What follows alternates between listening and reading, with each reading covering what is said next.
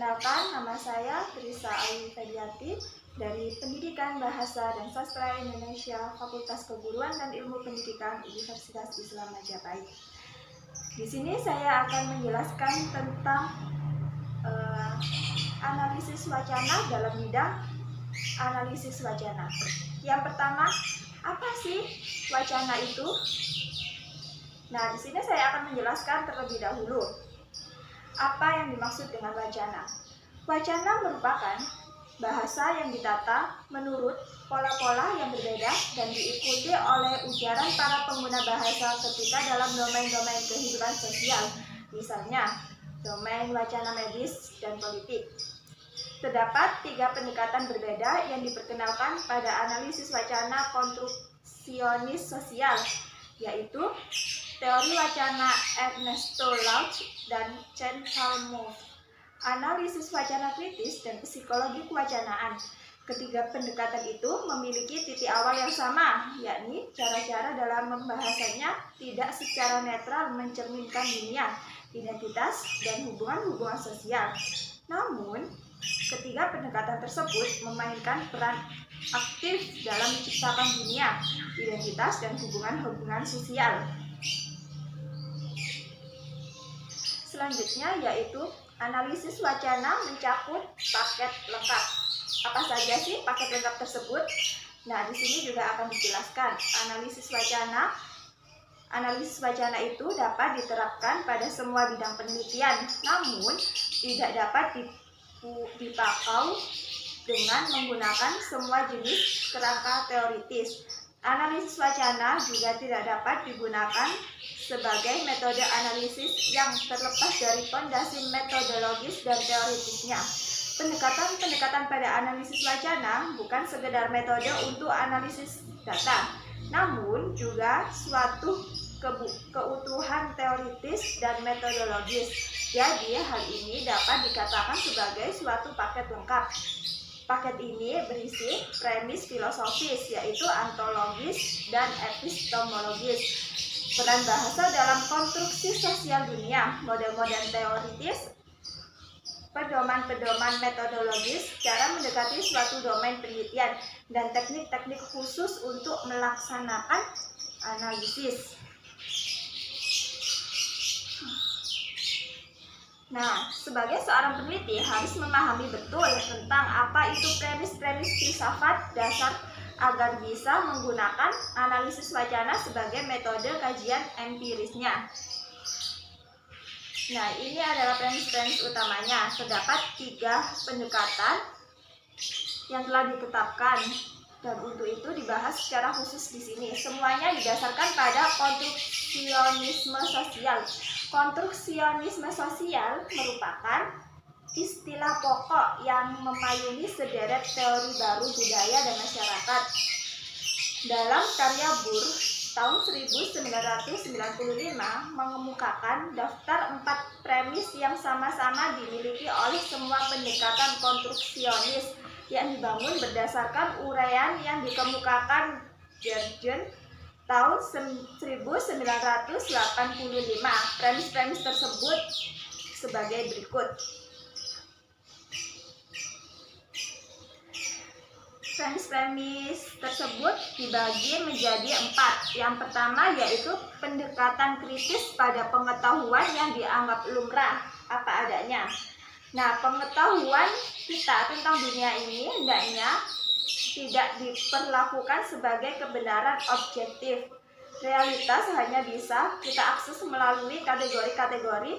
Dengan demikian, pengetahuan kita dan representasi dunia ini bukanlah refleksi realitas atau di luar sana, namun merupakan hasil yang kita capai dengan mengategorisasikan dunia ini, atau dalam istilah analisis kewacanaan merupakan produk wacana tersebut.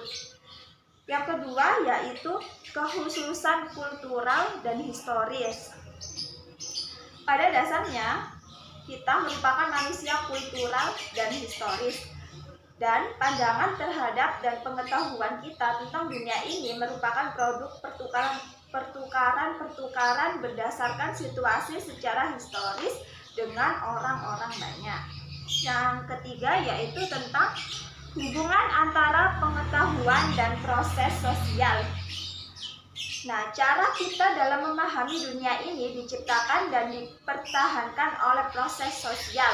Pengetahuan diciptakan melalui interaksi sosial tempat kita mengontrol kebenaran-kebenaran bersama dan membandingkan apa yang benar dan apa yang salah.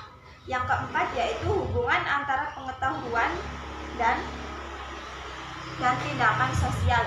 Dalam pandangan dunia tertentu, beberapa bentuk tindakan menjadi alami, sedangkan bentuk-bentuk tindakan lain tidak bisa dipertimbangkan, atau pemahaman sosial yang berbeda terhadap dunia ini menggiring ke arah tindakan-tindakan sosial yang berbeda, dan juga konstruksi sosial dan kebenaran memiliki konsekuensi-konsekuensi sosial. Sebagian pengkritik konstruksionisme sosial telah menyatakan bahwa jika semua pengetahuan dan seluruh identitas sosial dianggap ringan, segala sesuatu berada dalam keadaan yang terus-menerus berubah dan tidak ada batasan dan keajekan dalam kehidupan sosial. Selanjutnya yaitu 3 pendekatan pada wacana.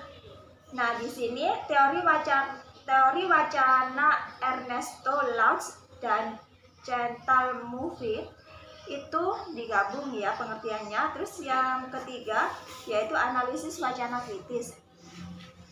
Semua pendekatan analisis wacana kita ini didasarkan pada teori bahasa poststrukturalis dan strukturalis. Namun pendekatan-pendekatan tersebut sangat beragam, begitu pula yang berlaku pada label poststruktualis. Nah, teori wacana Ernesto Laux dan Chantal Mouffe memaparkan teori poststrukturalis yang paling murni dalam bacaan kita.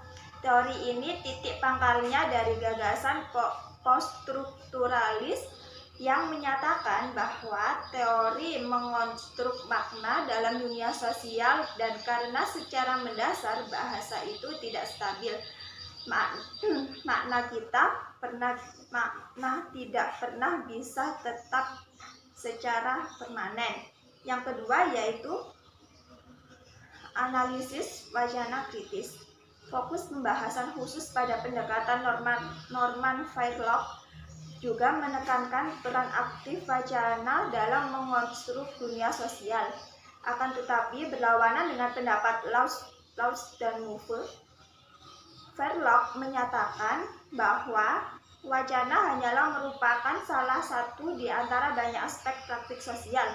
Bidang utama yang menarik dalam analisis wacana kritis yang dikemukakan Fairlock adalah penyelidikannya terhadap perubahan-perubahan wacana. Selanjutnya yaitu dari sistem bahasa ke sistem wacana.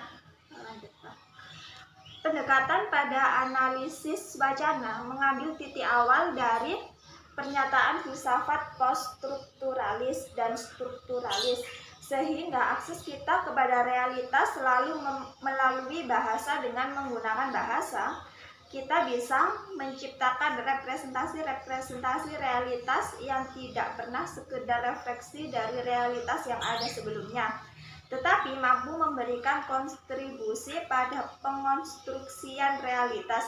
Hal ini tidak heran bahwa realitas itu sendiri tidak ada. Makna dan representasi itu sifatnya real, objek-objek fisik juga ada, tetapi objek-objek itu hanya mendapatkan makna melalui wacana.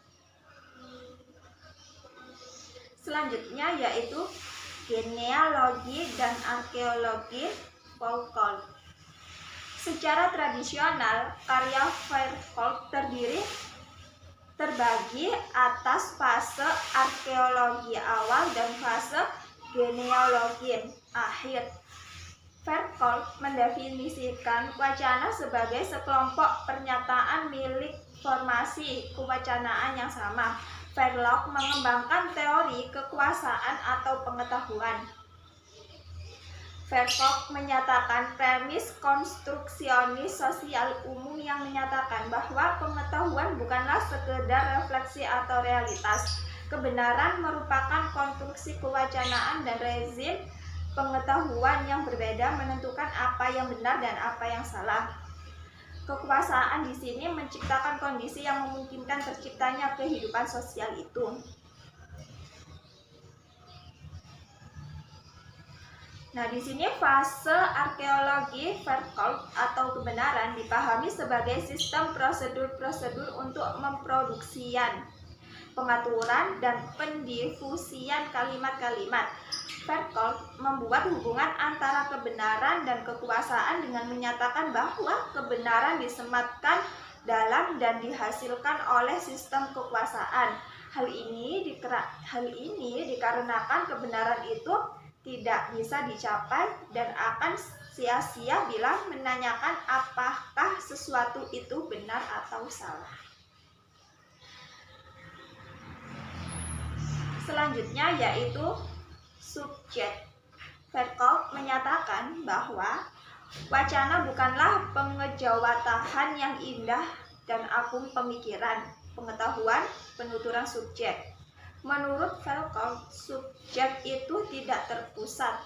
Pendekatan Marxis struktural Althusser secara erat mengaitkan subjek dengan ideologi. Individu menjadi subjek ideologis melalui proses interpelasi. Proses itulah yang menjadikan individu sebagai subjek. Althusser mendefinisikan ideologi sebagai sistem representasi yang menyamarkan hubungan-hubungan sesungguhnya satu sama lain dalam masyarakat dengan cara mengonstruk hubungan-hubungan imajiner antara orang-orang dan antara mereka sendiri dan formasi sosial itu sendiri. Selanjutnya yaitu penolakan determinisme. Teori Althusser memiliki pengaruh yang besar terhadap pendekatan-pendekatan kajian struktural dalam kajian-kajian komunikasi di tahun 1970-an. Namun, sejak akhir tahun 1970-an, perspektif Althusser telah mendapatkan kritik dari berbagai sisi. Yang pertama yaitu diajukan pernyataan tentang kemungkinan timbulnya perlawanan terhadap pesan-pesan ideologis yang disodorkan kepada subjek, yakni pernyataan mengenai kebebasan tindakan atau agensi subjek. Terus yang kedua yaitu pendekatan analisis wacana yang disajikan dalam buku ini tidak menolak pemahaman dunia sosial sebagai dunia yang diatur oleh suatu ideologi yang utuh. Yang terakhir yaitu kontroversial dalam teori Althusser adalah konsep ideologi itu sendiri. Menurut Verkov, kebenaran subjek dan hubungan-hubungan antara subjek diciptakan dalam wacana dan tidak ada kemungkinan untuk mendukung wacana dalam kaitannya dengan kebenaran yang lebih benar. Selanjutnya yaitu perbedaan antara pendekatan-pendekatan. Divergensi atau penyebaran cara pandang terhadap ideologi hanyalah merupakan salah satu perbedaan antara tiga pendekatan pada wacana. Pada pokok bahasan berikut, kami akan menjelaskan perbedaan-perbedaan antara pendekatan-pendekatan dalam kaitannya. Pertama yaitu dengan peran wacana dalam mengonstruk dunia. Dan kedua yaitu dengan fokus analisis. Penjelasan tersebut hanya masalah derajat dan akan memosisikan pendekatan-pendekatan dalam hubungan satu sama lain pada dua garis kontinum. Selanjutnya yaitu peran wacana dalam menyusun dunia. Analisis wacana kritis Verkov memberikan konsep wacana untuk teks, pembicaraan, dan sistem semiologis lain, misalnya isyarat dan basa-basi, dan membuat konsep ini tetap berbeda dengan dimensi lain praktik-praktik sosial. Pendekatan teoritis wacana Laws dan Move tidak membedakan antara dimensi kewacanaan dan dimensi non-kewacanaan dunia sosial. Praktik-praktik yang dipandang semata-mata sebagai dimensi kewacanaan saja. Oleh karena itu, dalam teori wacana Lobs dan Hoof tidak ada interaksi dialektika antara wacana dan suatu yang lain. Wacana itu sendirilah yang sepenuhnya menyusun dunia kita. Pendekatan ini bisa dikonkretkan dengan cara meletakkan pendekatan-pendekatan itu dalam suatu garis kontinum. Materialisme historis maupun Marxis kultural seperti Gramsci dan Althusser tidak menganggap wacana atau analisis wacana sebagai penyertaan teori itu didasarkan pada interpretasi dan reaksi teori-teorinya. Selanjutnya yaitu fokus analisis. Sebagai pendekatan memusatkan perhatiannya pada kenyataan bahwa wacana itu diciptakan dan diubah dalam praktik-praktik kewacanaan sehari-hari, dan dengan demikian menekankan pada perlunya analisis empiris yang sistematis terhadap pembicaraan orang-orang dan bahasa tulis. Misalnya media massa atau pada wawancara penelitian. Pendekatan-pendekatan lain lebih peduli terhadap pola-pola umum dan bertujuan melakukan pemetaan yang lebih abstrak wacana-wacana yang beredar di masyarakat pada saat bertemu atau pada saat domain khusus. Selanjutnya yaitu peran analisis wacana. Bagi analisis wacana, tujuan penelitian adalah tidak untuk menyongkong wacana, menemukan apa yang benar-benar dimaksud orang ketika orang menyatakan ini dan itu, atau menemukan realitas di balik wacana. Titik awalnya adalah bahwa realitas tidak pernah bisa dicapai di luar wacana, dan dengan begitu wacana itu sendirilah yang menjadi objek analisisnya. Dalam penelitian analisis wacana, yang dilakukan tidaklah memilah-milah pernyataan-pernyataan mana tentang dunia dalam materi penelitian itu yang benar dan mana yang salah. Sebaliknya, analisis wacana harus menggarap apa yang benar-benar dikatakan atau yang ditulis dengan cara mengeksplorasi pola-pola yang muncul pada dan lintas pernyataan dan mengidentifikasi konsekuensi-konsekuensi sosial atau representasi-representasi kewacanaan yang berbeda atas realitas. Nah, itu adalah pemaparan dari bidang analisis wacana.